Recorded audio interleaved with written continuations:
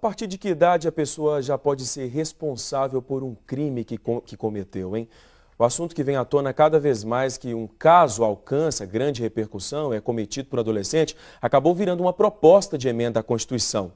A PEC 57, de autoria do deputado federal André Moura, que está aqui com a gente, é polêmica, contraria o pensamento de muitos juristas e entidades. É o caso da Ordem dos Advogados do Brasil, aqui representado pela advogada Glícia Salmeron, que é presidente da Comissão Especial da Criança, do Adolescente e do Idoso no Conselho Federal da OAB. Muito bom dia, senhores. Bom dia. Bom dia. Deputado, é uma proposta antiga de 2011, outras propostas semelhantes foram extintas, acabaram não prosperando. Por que o senhor acha que esse é o momento ideal para a gente voltar a tentar essa aprovação?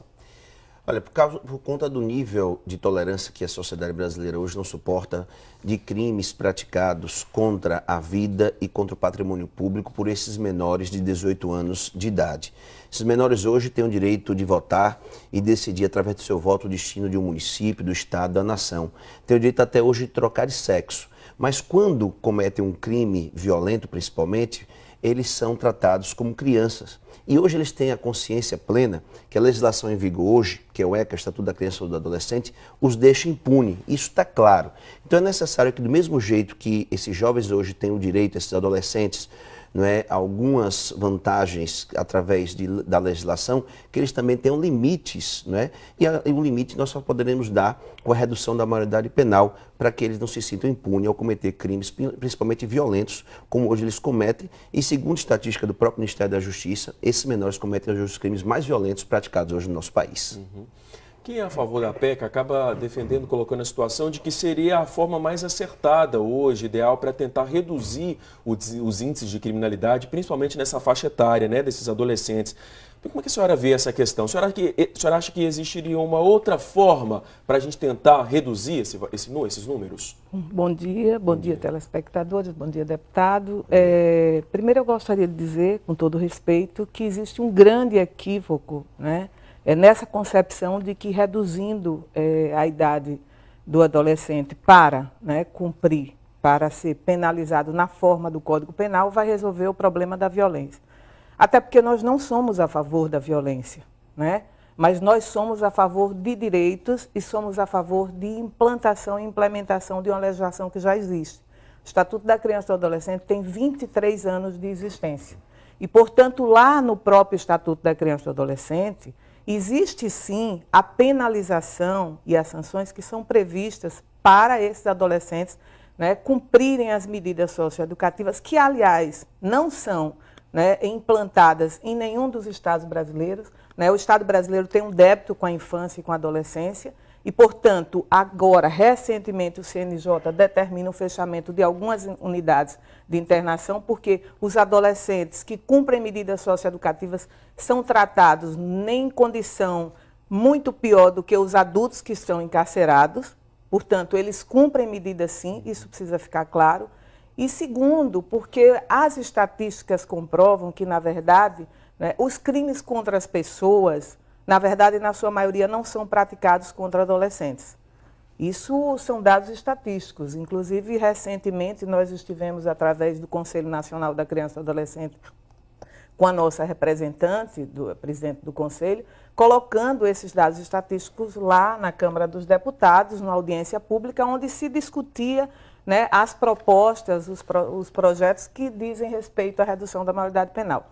Portanto, o nosso Estado, inclusive, né? E eu faço um parênteses para dizer que, se estivéssemos aqui discutindo, né, que o modelo que existe de legislação relacionada a adolescente que cumpre medida socioeducativa não funciona e comprovássemos isso através de dados estatísticos, a gente poderia fazer essa discussão, mas não é o caso. Sequer foram implantadas essas medidas da forma correta. Tanto que recentemente foi aprovado a lei do SINASE, que é a lei que trata das medidas socioeducativas para serem executadas nos estados. Deputado, nós sabemos que o sistema carcerário hoje é muito complicado e muitos especialistas, já ouvi muitos especialistas dizerem que levar esse adolescente para uma prisão seria a mesma coisa que eu colocá-lo numa universidade do crime, digamos assim. Eu já vi muitos especialistas defendendo isso. Qual a visão do senhor com relação a isso? Olha, primeiro dizer o seguinte, que a evolução do tempo não é? Hoje faz com que o ser humano, o cidadão, o homem, tenha um discernimento muito maior de um ato por ele praticado do que os jovens de 16 anos da década de 40, quando foi instituído o Código Penal no nosso país. Então não podemos mais hoje ter essa visão de que o adolescente de menor ou de 16 anos hoje não sabe e não tem o discernimento de um ato por ele praticado. A internet tem contribuído muito e trazido comunicação muito mais fácil a esses jovens para que eles tenham noção de tudo que acontece no mundo. Agora, há opiniões poéticas, não é, de que é necessário se construir mais escolas e não cadeias. Eu entendo que uma coisa não impede a outra.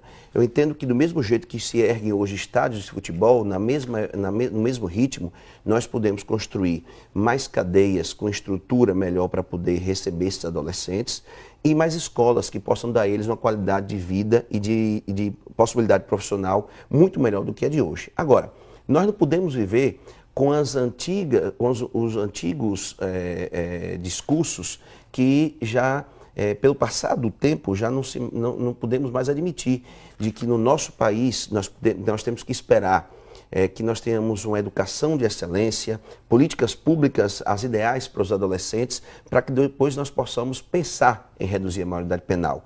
Isso é o discurso da década de 70, quando os primeiros projetos semelhantes ao nosso tramitaram na Câmara Federal. De lá para cá já se passaram 40 anos. Né? E a evolução do tempo está mostrando que o crime organizado está utilizando-se cada vez mais desses menores. Antigamente era difícil a gente ver nos noticiários, né, uma notícia, uma manchete de um crime praticado por um menor. Hoje, quase que diariamente, a gente se depara com notícias que menores cometem crimes cada vez mais bárbaros em todo o país. Então, nós não podemos mais esperar. Nós não podemos mais esperar mais 10, 20, 30 ou 40 anos para que nós possamos ter aquilo que nós possamos entender como políticas públicas de excelência no Brasil para depois se pensar na redução da maioridade penal. E até lá, quantas vidas humanas, quantos crimes, quantos roubos, quantos tráficos de drogas, quantos estupros vão continuar sendo cometidos por esses menores? Não é justo que o menor tire a vida de um pai de família, de um trabalhador, e que ele vá cumprir uma pena socioeducativa no ECA de 30, 60, 90, 120 dias, depois volte ao convívio da sociedade como se nada tivesse feito, como se santos e anjos eles fossem. Então nós não podemos mais viver com essas opiniões poéticas, nós temos que conviver com a realidade do nosso país hoje. E a realidade nos impõe uma redução da maioridade penal para que nós possamos dar limite a esses menores e ter na certeza de que a impunidade não está reinando no nosso país pelo ECA, que é o Estatuto da Criança e do Adolescente, que hoje ele sabe que os deixa impune. Como que a senhora, como representante da OAB, observa esses argumentos do deputado, já que colocando que é uma situação que seria, por exemplo, pensar como a década de 80, né, investir em educação, não seria exatamente o caminho ideal para hoje? Bom, o Estatuto da Criança e do Adolescente é de 1990. Nós temos o dever, a obrigação de compreender que o adolescente é um sujeito de direitos e também de compreender que a legislação diz, tanto a Constituição como outras legislações, que o princípio da municipalização e descentralização deve imperar. Portanto, eu não posso falar de redução de maioridade penal quando eu não tenho nos municípios brasileiros o cumprimento sequer daquilo que é a obrigação do gestor. Ou seja, se o gestor não dá educação, não dá assistência, não dá saúde, ele não tem como dizer que ele cumpre com o seu dever. Portanto, é preciso primeiro que se compreenda isso, né? O Estado brasileiro tem um débito com a infância e a adolescência. A promoção e a proteção dos direitos da criança e do adolescente não são cumpridos, são violados constantemente, diariamente. E como dado estatístico, eu trago que hoje a gente tem mais ou menos uma média de 17 adolescentes que cumprem medidas socioeducativas em todo o país. Menos de 3.000 adolescentes cometem atos contra as pessoas. Portanto, não é verdadeira, tá, a tese de que o número de adolescentes que praticam atos contra a pessoa, contra a vida, né, são a maioria. Não é verdade. A verdade é que nós não temos diagnóstico, nós não temos estatísticas, nós não temos uma realidade do panorama brasileiro. Inclusive, a gente precisa trazer essa discussão para os municípios e para os estados, para que a gente possa compreender o que é esse processo de modificação, né, do quadro que aí está. E eu desafio todos esses parlamentares, gestores, a irem visitar uma unidade de internação e dizerem se elas não são verdadeiros centros de terror. Ali se pratica as maiores torturas que você pode compreender como violação de direitos humanos. Direitos humanos de cidadão, de sujeitos de direitos que sequer vão ter a oportunidade de ser inseridos no mercado de trabalho, porque não tem educação, de ser aceitos pela sociedade por conta dos preconceitos. E lá estão os pobres e negros.